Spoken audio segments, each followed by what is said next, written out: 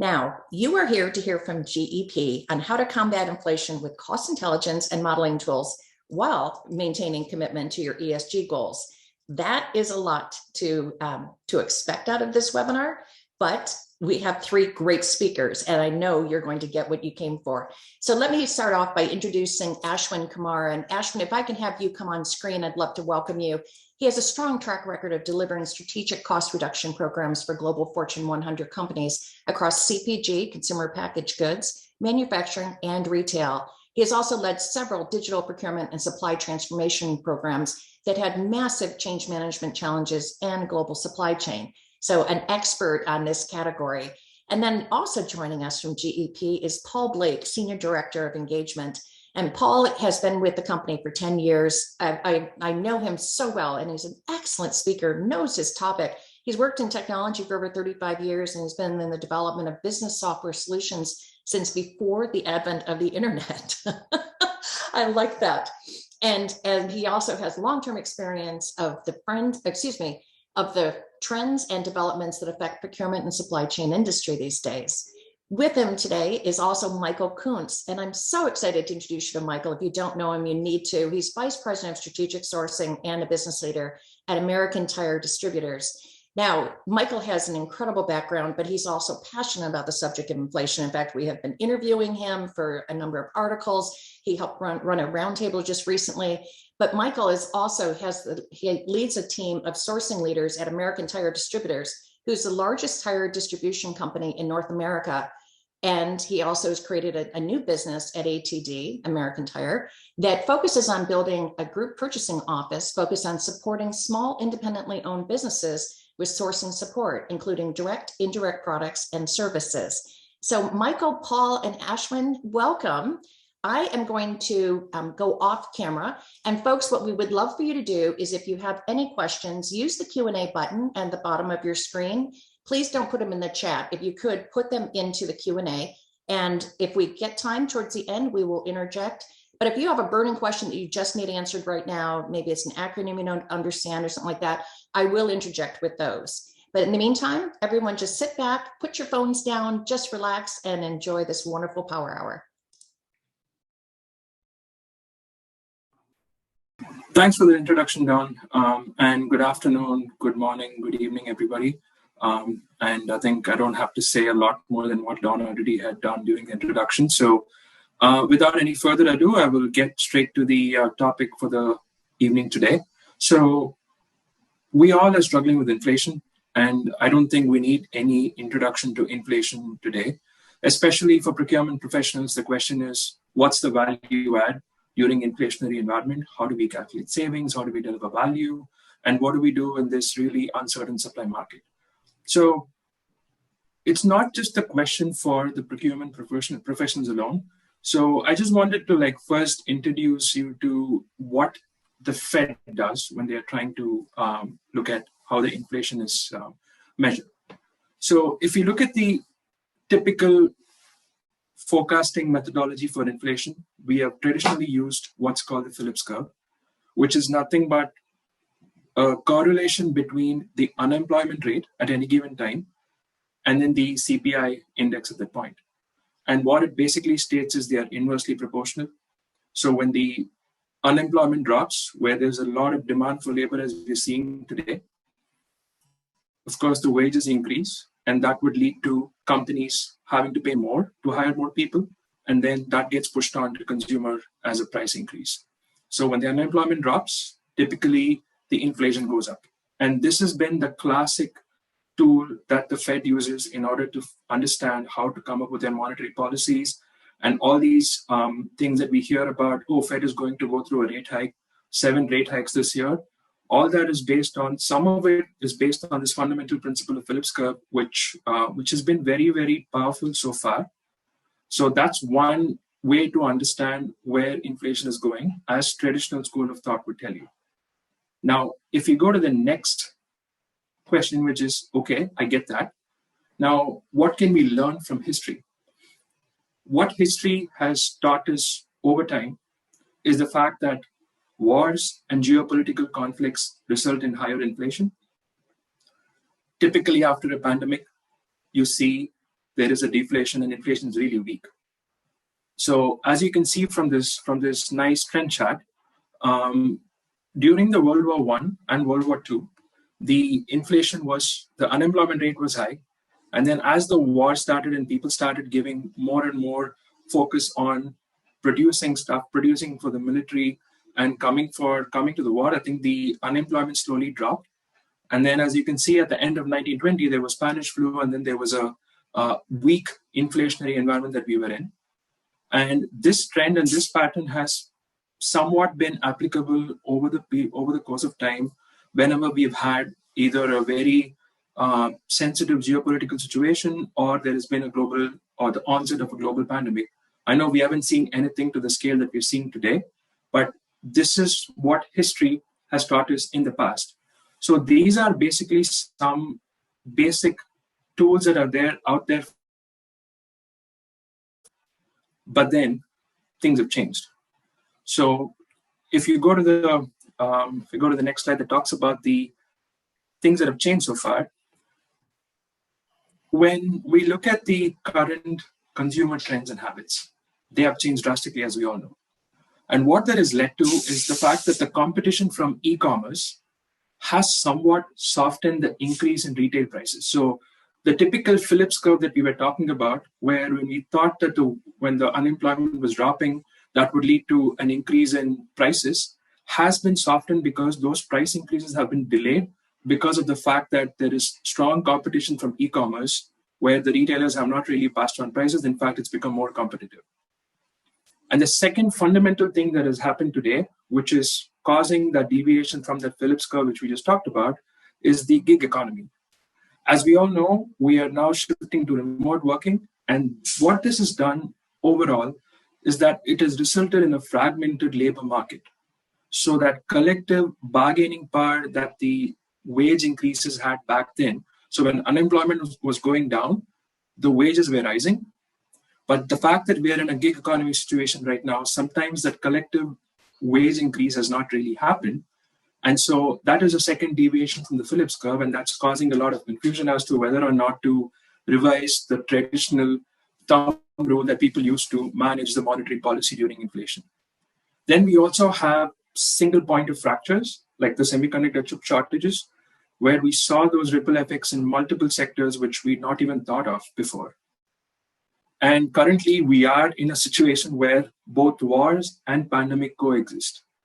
So given the situation, unique situation that we are in, and the fact that some of the fundamental basic understanding of economics is also being questioned as we evolve into a very, very different world than what it was in the past century, I think the question remains is, how do I really predict inflation? If somebody is going to come and tell you, here are the 5 tools to combat inflation, that is not something that we would definitely believe in. So what can we then do as a community, especially in procurement? How do we then combat or get our head around if economists and the Fed and other governments are struggling to understand how the markets are going, what can we do within a company in a more of a microeconomic setup? How do we manage and combat inflation? And we wanted to share some of those thoughts with you today as to what we have been seeing in the market and how some ideas for about procurement can overcome this. Right? Now, as we are talking about this, the second thing that has emerged, and we did a study, if you look at the results of this study, where we asked some companies on their key priorities for the organization supply chain. As you can see, the environmental regulations have ranked third. So the climate change, carbon emissions, and the fact that we have to drive purposeful innovation, which not only leads to shareholder value, but also for the larger society and the community that we are part of, that has also gotten into the agenda for the right reasons. And so that has also added another angle where we have to also balance our future and how we are bringing our world to that point that we want to go to. And that is not going to come cheaply. And again, that is another thing that we have to look at, where we looked at green premiums. So if you look at the comparison that we have in terms of the green premiums, or what they call is the premium that you pay to shift from traditional products or services that we consume to ones that are environment friendly, we will have to make or pay an incremental premium. And that's the price that we have to pay today to secure our world, or for our future generations, to make sure that we can all contribute in a meaningful way. So both inflation, where there are a lot of issues, where there's a lot of confusion and struggle with understanding where it's going, coupled with these more right requirements or pressure to make sure that we are being socially also relevant, has added a lot of questions for procurement. I wouldn't say these are impossible challenges. Has added a lot of questions, which kind of allows us or forces us to challenge the fundamental ways in which we have been operating. So when we go to the next slide that talks about what can we do and how do we optimize cost and drive purposeful profits, I think the simplest thing that we can do right now is focusing on things that we can control. There are a lot of things that are going to be outside our control. We cannot control those. So what can we do within the four walls of our organization, and how can procurement help in things that we can control? Very, very simple things that we wanted to touch upon, which we can share examples. Michael will be sharing some examples based on the work that he's doing. And Paul is going to give you a really good picture of how we can also drive purposeful profits. Is just 4 key things. Challenge traditional schools of thought. We'll come to that. We can talk about examples shortly. Go beyond cost models, or trying to forecast cost to understanding your entire value chain, because we live in a highly interconnected world today and the supply chains are so tightly integrated. And we need to go beyond data visualization and trying to just forecast prices to how do we intelligently synthesize insights and use it for protecting our future. The third piece is procurement traditionally has gone with the principle that we need to optimize TCO, which is completely fine. But then a lot of times TCO is done within the four walls of your organization. And sometimes TCO does not include the upstream and the downstream players, who are also equally important today, because we need those partnerships. We need them to also help us control costs, so that across the value chain, we have a really solid united front to make sure that the products we take to our consumers are in fact at an optimal cost, and get on board with ESG. It's there. We need to move on. We need to accept, and regulations are coming. And this is not a propaganda. This is definitely things that you read in the paper today. SEC has come up with regulations. Europe is already rolling out regulations on how to measure and report. Apple came up with its first Scope 3 report last quarter, where they had done a comprehensive analysis of the entire emission picture across their supply chain. So companies are getting on board, and regulations are coming. So we need to be better prepared to make sure that we're not too late when the train comes to us. So let's look at some ideas, right? So what we talk about in terms of what do we mean by challenging traditional schools of thought. Now, if you take a simple example, we saw the whole second-hand car market price go up. So what happened? Who declared a pandemic in the middle of 2020? If you follow the chart, you would see that the global semiconductor chip shortages started somewhere in 2020, where because of lockdowns. Then we had these one-off events where Hertz went out, made a conscious decision to sell most of its fleet or old fleet, because they didn't want to carry the liability on their books when the rental car market was down. And then as we were trying to get out of COVID, the automotive manufacturers were facing extreme shortages. So the new car market saw really, really long wait times, which put a lot of pressure on the second-hand car market. And as you would have seen, the second-hand car market was really, really hot last year. And what is this? So we read these different pieces of news, we read these articles, we understand that there is a lot going on around us. But what does that really mean when it comes to what we can meaningfully contribute as a procurement organization in our company? So if you look at some of the things that, for example, the fleet, the mobility fleet and park cars, what do?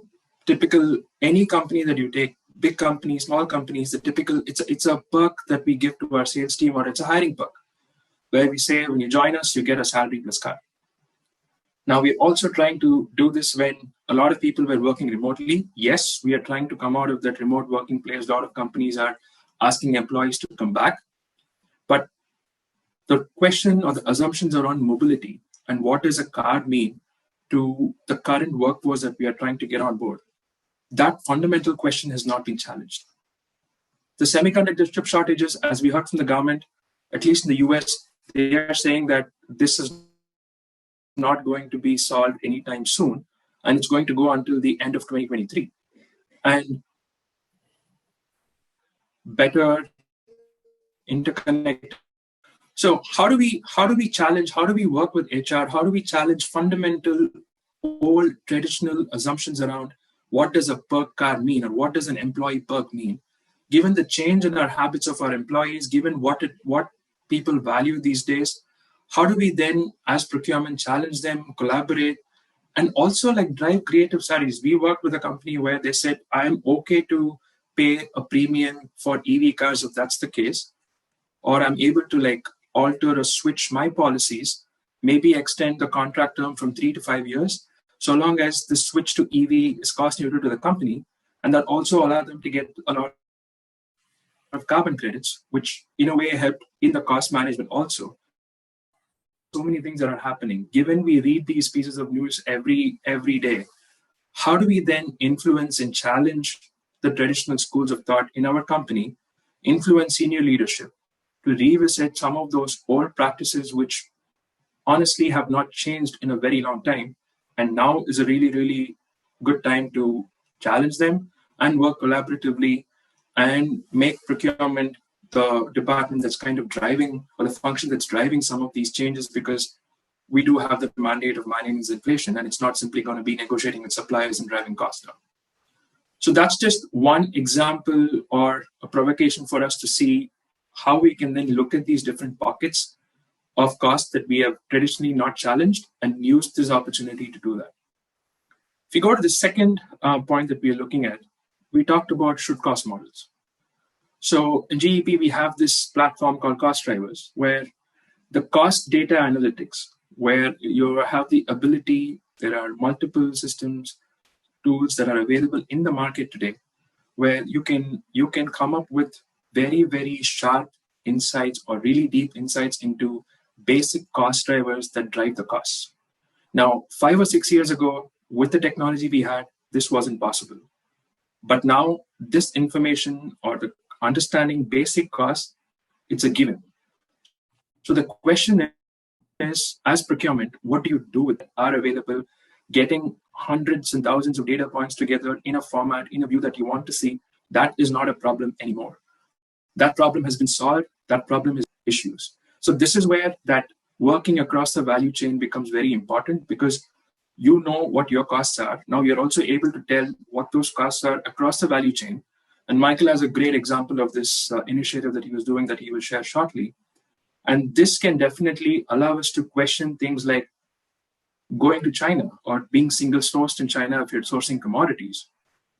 Now, a lot of companies we're hearing want to go to Mexico or nearshore locations because business continuity is important. And because we have the googly around freight costs, where that are happening in the freight market, it is not an afterthought anymore. We cannot simply assume that you would get a container for $5,000 and you can just like not worry about the container anymore. Things are changing in the freight area too. So how do you then understand how you can look at different components of your cost, but also looking across the value chain and driving or changing some of these cost data analytics into actionable insights that are not just restricted to your. So what we want, the way I see this is, if you look at the analogy, we talk about Web 2.0 and Web 3.0, right? So we hear these buzzwords. So what does that really mean? Web 2.0 was basically about getting users to be familiar with interacting with content on the internet, like posting things on Facebook, liking posts on Facebook, posting on Twitter. And Web 2.0 is all about asking people to get more familiar and be an active contributor. And what Web 3.0 is what it all is about is basically trying to empower the users to navigate through privacy, data security issues, and also like trying to do meaningful actions with the information that they are able to now. What we are saying is data visualization, whether you have it through Power BI or is it through Tableau, that problem has been solved. What we need to look at is using that data to drive insights, which are not just restricted to the four walls of your company. So that's where we are trying to get our clients, or we're trying to help them to see how can they use this information that's already available, and what can you do with it. And so that's where we are going with how we should go just beyond cost models, because that problem has been solved by many of the technologies that we have. Now, the next topic is basically your TCO and going from TCO to value stream mapping.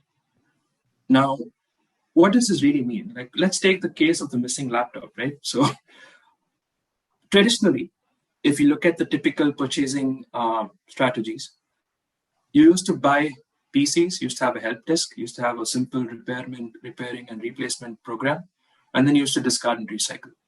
And when we were doing TCO analysis back in the day, a lot of this was to do with the laptop, the entire life cycle of the laptop, and also the buy versus lease was mostly to do with how we were looking at this specific cycle of buying, looking at help desk, looking at replacing, and then discarding and recycling them. Now, what we have also seen today, it's a very different area or things that we are looking at. Right? We have moved to remote working places. So what we have done, so just to bring everyone back to the case of the missing laptop. So earlier it was simply just get with your IT team, get a laptop, repair, recycle, and move on. But now with remote working, that has changed dramatically. Today, we have an issue that we need to figure out when users are remote, how do we get a system to them? And the fact that the attrition rates are so high, how do we make sure that the IT assets that are being shipped out to employees that can pretty much be anywhere in the world today, how do we get those IT assets back? And we're also increasingly seeing that exposure to data leaks. So many companies in the past are now paying billions and millions of dollars to combat data privacy issues. So the whole TCO idea for IT or buying an IT asset is not simply limited to buying a laptop, repairing it, and then turning it around. There are so many different aspects of this purchase today, which are not included in the TCO analysis. So we need to go beyond TCO into value stream mapping, where we are not only looking at simply the age of that laptop and recycling them every 3 years or 4 years or whatever that lease cycle is, but also looking at these other aspects that are coming up, which could not be directly related to the purchase of the product. We just took IT or a laptop as a simple example because everybody could relate to it, but this is relevant, or we're seeing a lot of these issues in many of the other categories that we are buying, where the costs are not just simply limited to the traditional TCO models. We also have seen in the same example, a lot of companies, IT departments tell us that there are a bunch of laptops and computers that are just sitting in the warehouse and they've not really done anything about it because they could not find a user, or they're just simply old and obsolete. And when we have such a big shortage in semiconductor devices and there is like really big demand for things in the second-hand market, I think the whole idea of understanding how to recycle things just beyond looking at your purchase of the product becomes very, very important. And here I would like to turn it over to Michael, who has got great insights into how to manage some of these ideas, like things relating to going beyond your costs and going into the value chain. So Michael, over to you to share your insights and your experience from the work you've been doing. All right, thank you, Ashwin. First of all, Ashwin, I'm sorry, I've got to correct you. Procurement doesn't do anything but drive costs down. Okay, this is the part where I wish I could see your all's faces, right? But how many times do you hear this? How many times do you roll your eyes? Because your CFO comes to your COO and they say, so what are you doing this year to drive my $10 million, $15 million, $20 million in savings, right? That's how procurement is seen most of the time at an executive level, unless you do something about it. this is your opportunity. We all want to say we bring more to the table. We can do more. We can bring more value. Well, if you look at the situation going on right now, I think you're now going to have an opportunity to do exactly what you said. And thanks to some of the information you're hearing here, I think it's going to position you to do that. We can either be influencers. We can either be the ones to wait for the CFO to come to us and say, we've got to do something, things are going downhill. Or I think we can be the ones from a procurement and strategic sourcing side to now take that leadership role we keep saying we want, right? We can go to the senior leadership and we can say, here's some things that I've been thinking of. Here's some things that my team can do. Here's some ways that we can get ahead of this. And guess what? It's not just about causing costs to go down, because guess what? It's not going to happen. There may be a few places over the next year that you're going to be able to influence. But if your entire strategy is driving costs down, I think you're going to find it very, very difficult to be successful over the next 12 months. So what is it we focus on? What are the things that when we go and sit down and talk to the executives that we think we can do? So first of all, one thing I want everyone to do for me, if you will, go back into the chat and put whether you are on buy side or sell side. And I want to know, are you direct or indirect? Direct meaning you buy things for the company that are sold. Indirect meaning you buy things to be used. So let's see kind of what the makeup of this group is, because the strategy is a little bit different in certain places. But ultimately, what our focus has to be on over the next year is keeping the business going with availability of products. Now, that product may be on the MRO side. That product may be on the direct side of whatever it is that your company happens to sell or services you provide. But regardless, we've got to make sure those things happen. So what are some of the things that we're doing at ATD to support that? First of all, we're looking at our contracts to say, what are the contracts over the next 12 to 18 months that are coming due for renewal? Should we be pulling those forward? Should we wait until things get worse to then lose the position in order to go into lock it in? And by the way, when you do it now, you may still pay more than you're paying before. Be honest with yourself and understand that could happen, right? This is not the traditional sourcing side. So do that. Look at availability. When you're looking at your critical items you need to function, make sure that you have redundancies. Have you had an opportunity to do what we don't do, right? We focus on rationalizing suppliers. Well, guess what? Now you may need to add suppliers. So look at those key areas that it may make sense to reinforce your national supplier with maybe some regional suppliers. Think about how that could play out. Look at pre-ordering.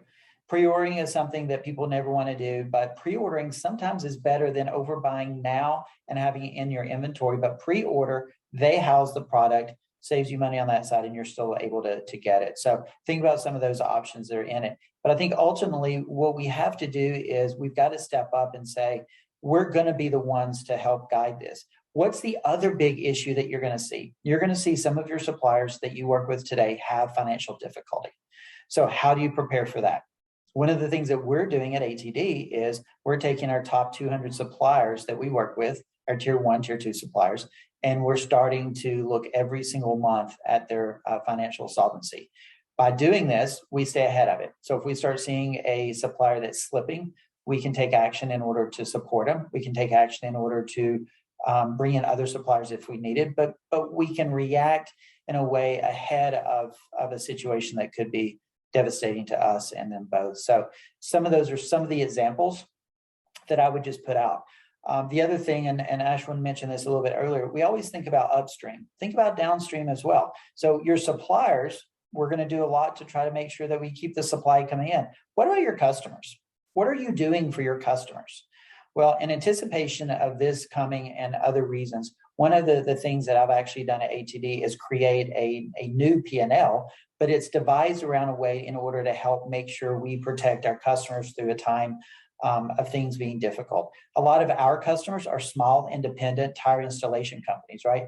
Joe's Tire Shop, you see them on the corner, right? They're going to have difficulties during this time. First of all, they're competing against the discount tires and the Walmarts of the world. And it's very difficult. And it's even more difficult at times like this. So one of the things that we've done is we've actually built what most of you would kind of term as a GPO, but we've taken a model where we're taking our customer base, we're bringing them together with their spend. We're now negotiating contracts from the sourcing side on behalf of our customers. So this is going to be able to help our customers be able to make it through this time. to be able to insulate them from the increases that are coming, be able to protect them in a time when it's even more difficult on some of the smaller types of businesses than it even is on the larger ones. And by the way, all of this can happen while still maintaining a focus on your ESG efforts. When you're looking to add suppliers, hey, is there a better opportunity to look at bringing in a diverse supplier, right? So think about that as you go through some of this. So those are just a few of the examples that I would probably throw out from working at ATD that we're trying to do. But ultimately, what I would tell you is get ahead of this. Go to your senior executives with some of these ideas and other ideas of how you're going to be able to help through this, how you're going to be able to reinforce the supply chain, how you're going to be able to help with the suppliers. I think what you'll see is if you want to be positioned in a different light than just that person who comes in to save money, you've got an opportunity to do so. With that, I'll turn it back over to Ashwin. Are you picking back up here or is someone else? Paul is going to take over. Yeah, I'll pick up from here, here. Yeah, sorry, Paul, I lost you. Yeah. That's really interesting, Michael. Thank you. And for the benefit of everybody else, and hello, everyone. Very nice to be here today. Michael Ashwin and I had a conversation recently about this in preparation for this session. And it was really interesting to hear what Michael is doing in terms of that downstream support for the customers in using the facilities and the approach and the methodologies that organizational procurement has in order to make things better for the whole trading community.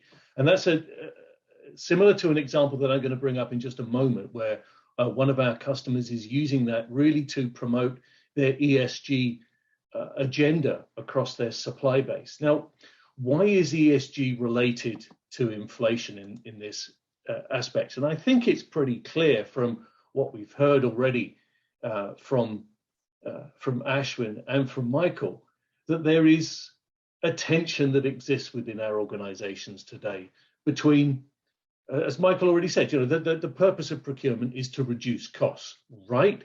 Well, in a traditional sense, that is absolutely true. But the problem is when the companies have committed to significant ESG targets and ESG goals, particularly in the area of greenhouse gas emissions, but not only restricted to that, it is extraordinarily difficult for a procurement operation to be part of that effort and to contribute meaningfully to it if the only metric for success is cost reduction.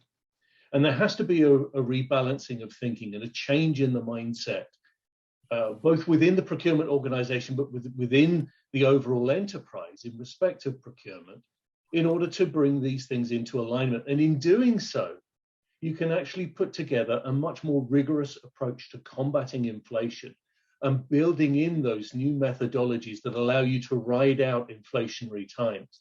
And I think the two can be, and really should be, much more closely woven together, because the temptation must be to say, in times of inflation, let us park all that other stuff, i.e. the commitment to increased social responsibility, reduce greenhouse gas emissions or whatever, because the first thing we've got to do is to get costs down. And we're seeing that writ large already across the industry, because there is this say-do gap, which is a phrase I picked up from Paul Polman at Unilever. The say-do gap between the commitments that organizations are making to ESG targets and what they're actually doing, what they're actually achieving. The reality is today that 70% of companies have committed to net zero carbon by 2050. It's an extremely aggressive target, and it's not that far away in real terms, but less than 5%, less than 6%, around 5% of companies only say they're on track to deliver against those targets. There is a massive gap there. 70% of companies that we have surveyed said they can't identify their scope 3 greenhouse gas emissions sufficiently to allow them to be able to control what they are doing. And 90% of companies are saying they're struggling to find the right actions to do in procurement and in supply chain operations in order to meet those targets that have been made at the board level. And a full 3/4 of companies don't know what targets to set. And so there must be a way in which we can try and close this say-do gap by changing how we're working in procurement, but not by reinventing everything, because that's going to fail. We have to find some real material steps that we can start to make right now in order to be able to make inroads into these targets without literally trying to reinvent the wheel. The tension that we have, of course, is driven by the fundamental proposition in the Friedman doctrine of economics that says there is one and only one social responsibility of business: to use its resources to engage in activities designed to increase its profits. And that is woven into how the Western economy works.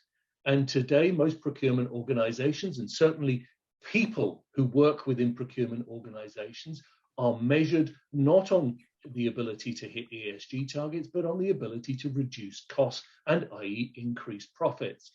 So there has to be a rebalancing of the way in which procurement success is measured, the way in which procurement value is actually defined for an organization, to align better to the high-level commitments that an organization has. So what can procurement actually do without completely reinventing itself, which, as I said, is impossible, to actually start to chip away at this and to start to make inroads? And there are 4 topics that I would like to cover.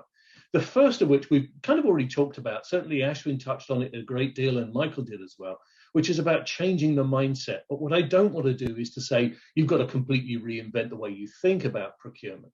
Rather, it's about taking specific areas and examining them and say, is this actually the right way to do it? And the second thing is how do we go about translating the goals that have been set for the organization at a strategic level, at a high level, translate them into things that we can actually do?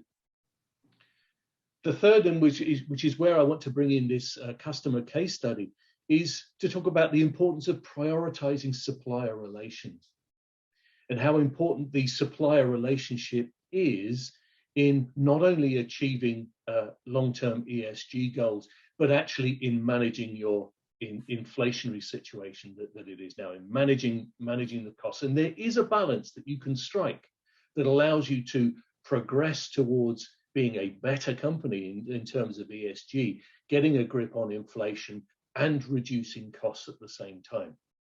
And a lot of that is going to be founded in some of the technology that is available to you and how you might leverage that technology to actually get a grip on the whole organization. So let me start by talking about changing the mindset. Now, I'm not going to talk through this slide in detail. There's too many words on the screen, but I want you to be able to take this away and take a look at it. This is derived from some folks in our consulting team who have looked at the different ways in which you can start to tweak and refine what you're doing in the whole source to pay procurement process to actually start to bring you into greater alignment with ESG goals. And it's looking really at every part of the process, from planning, through sourcing, through contracting, through supplier management, and being able to identify the decision points along that way and to make the right decision. So, for example, when you're looking at your data, to be able to say, what should we be sourcing? What targets should we be pursuing right now? What targets should we set for cost reduction in different categories? Being able to understand where the correlation is between those categories and the impact on, say, your greenhouse gas emissions or on your third world labor footprint and so on. So being able to understand not only which categories you might resource in order to reduce cost at a baseline level, but actually which categories will give you the most impact in a positive way on your greenhouse gas emissions goals, on your ESG goals, is going to be extremely important. When it comes to the process of sourcing for that category, which suppliers do you include? How many suppliers do you include? Increasing the supplier base, as Michael said, could indeed be a strategy for getting a better control over inflation. It could certainly be a strategy for improving your ESG target achievement. So during the sourcing process, understanding which suppliers to bring in, but also what the criteria are for awarding the business at the end of the sourcing process. Understanding that there are various commitments you may ask suppliers to make, and understanding how you might balance the the various different criteria that you have, the cost, the availability, the SLAs, and indeed the commitment to your ESG goals from your suppliers, and working out the various different scenarios to award the business on that basis. Making sure that in the contracting phase, that your contracts include the necessary clauses to allow you to mitigate any failure in ESG terms that your supplier might bring to the relationship at some point in the future. Managing that supplier relationship, I'll talk about that in a little bit further. But again, right down at the sharp end of the business, where people are actually ordering and buying items and commodities, being able to reflect in the catalogs that they're using, in the purchasing system, what the impact is against the ESG goals of making a particular decision. Should I choose commodity, item A in a particular commodity, or item B? Should I buy from supplier A or supplier B? Which one is actually going to contribute better towards the greenhouse gas emissions targets, or better towards any of the other ESG goals? But not only putting that choice and that information into the minds of the people raising the purchase requisitions, but actually dictating which ones they are able to buy. And all of that is bound up into how we do the sourcing in the first place, and how we reflect that information throughout the systems that we use. So there is a huge technology angle there. So it's not about completely reinventing how procurement works.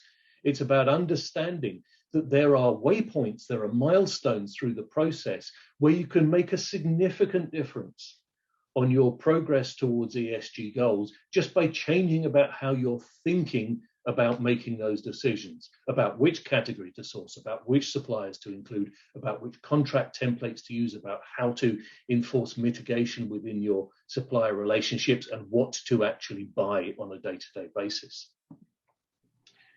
The next thing I want to talk about is this idea of something called the streetlight effect. The streetlight effect is based on an old joke. And the joke goes something like this. There's a drunk guy crawling around on the sidewalk underneath a streetlight in the middle of the night. And a cop comes walking past and says, "What are you doing?" And the drunk guy says, "I'm looking for my keys." And so the policeman gets his flashlight out and he's shining around, gets down on his knees and starts searching with him. And after a few minutes says, "They don't seem to be anywhere. Are you sure they dropped them here?" And the guy says, "No, I dropped them 2 blocks away." And the cop said, "Well, why are you looking here?" He said, "Because this is where the light is." Now, it's not a very funny joke, certainly not the way I tell it, but there is a truth there that everybody recognizes, that it's very easy to search for something in the area that's illuminated. And this is what we actually do when we are looking at our historical spend data, when we're looking at the information that is at our availability, at our fingertips, to actually understand what we should do next in terms of tactics and strategies for mitigating inflation or for becoming a better company in terms of ESG. We look at the things that are easy to see. And to channel the one good thing that Donald Rumsfeld said is that there are always unknown unknowns. There are always things that we don't know that we don't know. And that is what we need to concentrate on if we are going to be able to make a huge difference in terms of combating inflation and getting towards our ESG targets. When we have data at our disposal, we need to perhaps look beyond the pool of light of the things that are already illuminated, the information that we already know, what we have spent and with whom, to actually look deeper into the supply chain, look outside of our own sphere of influence, and look at information that is coming from elsewhere to find out what the data is actually telling us. Now, one of the things that inspired me to think like this was a lecture I saw by a lady called Carmen Medina, who is a former CIA senior intelligence analyst. And she said that the trends we see are always about the past. The best way to predict the future is to observe the present very, very carefully. Now, this is a kind of philosophical position that we have always taken within procurement because we've only ever had access to historical data. You know, there is an entire industry of spend analytics that exists looking at our historical data to allow us to decide what we should be doing next. But increasingly, some of the technology is giving us access to real-time data, and real-time data And the analysis of that using things like artificial intelligence and advanced analytical tools is going to allow us much more effectively to be able to predict the future based on what is happening now rather than what happened yesterday. And so when it comes to, for example, things like risk assessment, we need to change our mindset to what we think risks are, what they look like, what they feel like to us within an organization, and start to take the various pieces of information that are coming into us in a structured way to be able to make better decisions. And all of this is building to, how do we actually do that? How do we actually incorporate all of this into our day-to-day operations within procurement? And part of that, as Michael has said, is about getting a better alignment between what procurement is trying to do and what the organization sees procurement as. And so this is about how we translate the goals. How do we translate the goals that have been set at a high level for ESG, for greenhouse gas reductions, for supplier diversity, and so on? How do we translate them into what we actually do within procurement? And that is about an alignment, as Michael intimated earlier, an alignment between what procurement can do to move the needle for the company and what is expected of it. And so by aligning finance teams and procurement teams on what value actually is, moving away from just this notion of basic old school cost reduction is going to be critical if not only we're going to hit the ESG targets, but we're going to get a grip on inflation as well. Ashwin already mentioned this notion of using the green premium as a net positive. It absolutely has to be done, because my third point on this slide, I think is one that is absolutely true, because you can pay now or you can pay later, but you're still going to pay as long as you build in the cost of not achieving the greenhouse gas emissions and not achieving the ESG goals as being a genuine cost to the organization. Now, that is a mindset change, because there are companies out there and the company leaders out there. I met one recently, a CEO of a major corporation, who said, none of this is important to me. My only concern is about shareholder value and increasing profits. It's down to the government to tell me what to do as far as ESG is concerned. And that's really interesting, because it doesn't chime particularly well with a lot of other organizations and a lot of other individuals, but that is how our economy is fundamentally built. So once we start to translate what the ultimate goal of not achieving those targets is in terms of cost, then we can start to build that cost into the value that we can achieve in procurement. And in fact, by doing so, by just taking a very methodological approach to all of this, we can increase operational efficiency in procurement and reduce waste by building that circularity in that Ashwin talked about in his laptop example. And that can, in fact, lead to absolute reduction in cost in a traditional definition as well. So by focusing on that alignment with the rest of the organization about what value actually is, what cost really needs to be defined as, by understanding that increasing the supply base, for example, can actually be a net positive and not a negative as it's always been perceived, can actually lead us to a genuine reduction in cost, which in times of inflation is extremely important. So just in the last couple of minutes I have left, I just want to take you through this micro case study that was shared with me by one of our customers recently about how they prioritize supplier relations and the importance of that. This is a major global organization. I'm afraid I can't say who it is, but they have a particular programmatic approach to how to work with suppliers on ESG, and that starts with the process of awareness, making sure that their suppliers are aware that these things are important to them, that there is a code of conduct that their suppliers are expected to adhere to, and that is written into those contracts. As I said earlier, it's encoded. The next stage of the process is that they set about nominating suppliers, and suppliers can nominate themselves to become part of the key supplier group, and that there are particular targets and particular criteria that need to be met in order for the organization to recognize them as part of those key suppliers. And then through the process of working with those suppliers, that performance is evaluated based on a variety of different types of assessment, online assessments, feedback from the buy side, hard data, of course, and indeed on-site audits where appropriate of the supplier's facilities and operations. The bottom line being that if a supplier doesn't satisfy the sustainability performance metrics that the company has set, they will not be able to become a strategic supplier. And the reason there's a big gap in the right-hand side of this image on the screen is because the final piece is what I think is the most important of all, is that they have put in a program of supplier development, because if the suppliers don't meet those performance metrics, it's not just a question of, thanks, but no thanks. It's a question of being able to actively work with the supplier to improve their performance against the sustainability and ESG goals, so that the supplier can help the company become better overall. So there's that idea of a positive feedback loop, exactly as Michael elucidated earlier, in terms of downstream working with customers to use the facilities that the company has to improve their lot.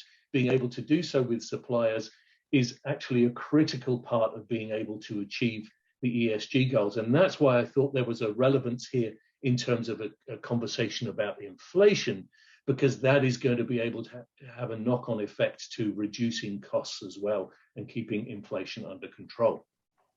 So finally, how do we actually see all of this being realized in terms of the technology that is available?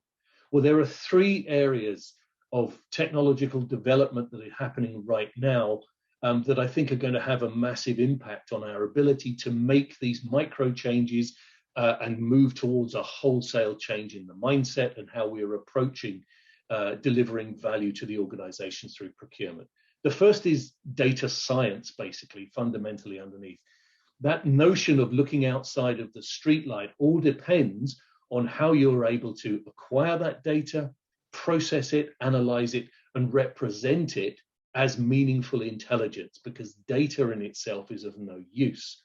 So developments that are going on right now in the area of data science is what's going to underpin the future of the systems that we will be able to use to get control of all of this. But that has to be mediated through the applications. As I said, data is no good itself. It has to be represented to the end users, and that could be yourselves, it can be the strategic sourcing people, it can be category managers, and it can be end users who just need to buy something. And what we are seeing is there is a convergence of applications around that data platform. It's not just limited to core procurement functionality anymore. What we're seeing is that supply chain capabilities like collaboration, supply chain visibility, planning, inventory, logistics, and so on are all starting to want to feed from this same set of data and present it in a similar kind of way. So we're seeing a convergence of disparate applications into a single digital workspace that will allow organizations to be able to get a much more holistic view of what is going on. And the final thing, and I think this is going to be extremely important, is that that's all well and good having this massive integrated application set, but if it doesn't work for you, it's not going to work at all. And what we're seeing, and I'll make no bones about it, what GEP is working very hard in developing is this idea of a low-code environment that allows individuals within organizations to build their own apps that work on this platform. So the idea that just for a limited period, perhaps just in this period of inflation, we need to start working in a different way and give our procurement teams, our supply chain teams, some different capabilities, then it's no good going to a big software company and saying, I need this, here's $5 million, I'll wait for it for a year. You need it now, you need it quickly, you need it cheap, and you need it easy to use. And this is where we think there is going to be a huge area of growth and a massive impact on organizations across the entire globe. So those are the thoughts that I wanted to share with you about the importance of bringing ESG into this conversation about inflation, because it is all connected. I've run up towards the end of the hour now, but I wanted to hand back over to Michael for some final thoughts on that, because I know Michael, you've got some ideas that you'd like to share. Yeah, and again, I'm going to make this very brief. I know we're out of time, but here's what I'll tell you all: don't make it an or. It's not or saving money between ESG and saving. You can do it both. There's some easy examples, and I would encourage it. Connect with me at LinkedIn if you have ideas, if you have questions. I'm happy to address those anytime. But really look at things like mentioned earlier. If you're adding suppliers to help with stability, look at your diverse supplier mix. If you're looking at fuel cost going up, is there a better time to look at EVs, right? Take advantage of that. So there's a lot of opportunities as you move forward within your business to look to how to do both, how to enhance your business, make your profitability better, bring more value, and at the same time support ESG. Ultimately, what I will tell you in your company is if you don't baseline it and you don't set goals, you're not going to stay focused on it. That was the big game changer for us. For our customers, one of the big game changers is we added a recycling program for them. We took companies who were throwing everything away and we built recycling programs for fluids like oil, for tires, right? All these things that you see piled up that are horrible for our world. So look for the opportunities. If I can help anyone with ideas, love to do so. Appreciate the opportunity to participate today. And, I think, Paul, you and Ash are doing some amazing things and appreciate the insights today. Yeah, Thank you, you guys, I want to thank all three of you. It was a fantastic presentation, so super timely for everybody. And yes, we're going to push the deck to you in the chat right now. It's up there, and so you can grab the deck. And then tomorrow, when it's rendered up on the web, we will send you a link to the recording. So I know you're going to want to share this with other people in your firm. So thank you so much. GEP, you always bring the best content. Thank you, Michael, for joining us today. I know you've been passionate about taking the lead on inflation, and I'm so excited to hear inflation and ESG are going to still happen at the same time, and we're still going to make our goals. So thank you so very much, everyone. We just went over by 2 minutes. I apologize. We went a little bit over. But Ashwin, I hope you're enjoying Amsterdam, and I'm sorry about your internet connection. And everyone else, we will talk to you on our Power Hour very soon. Thanks, you guys. Thanks, everyone. Thanks, everyone.